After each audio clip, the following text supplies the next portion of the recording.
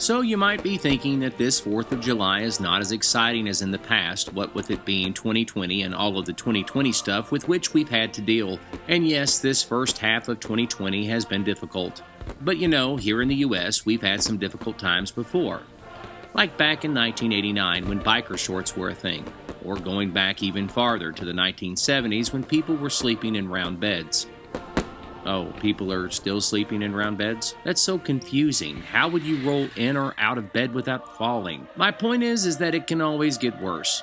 And normally, when it can, it does. But things can get better too. Whatever you focus on tends to increase. If you focus on negativity, you're going to see more negativity.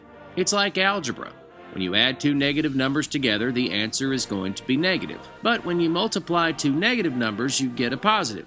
Wait, that would mean if you multiply your negativity, everything turns out positive. Okay, that's what's wrong with the world, algebra. Look, I'm not saying there aren't terrible injustices in the world. There's always been injustice and terrible things with which we must contend, like prepositional phrases. You're not supposed to end your sentences with prepositions. I mean, you can, but it's a little less formal, sort of. What I'm trying to say is don't end your sentences with prepositions if you're going to a formal party. But if someone does, don't be so negative. Unless you're really negative, and then it's positive. And whatever you do, don't use a double negative in a sentence. That's not positive because the relationship between math and English has been strained for some time. Happy 4th of July, even in 2020, when things are, well, 2020-ish.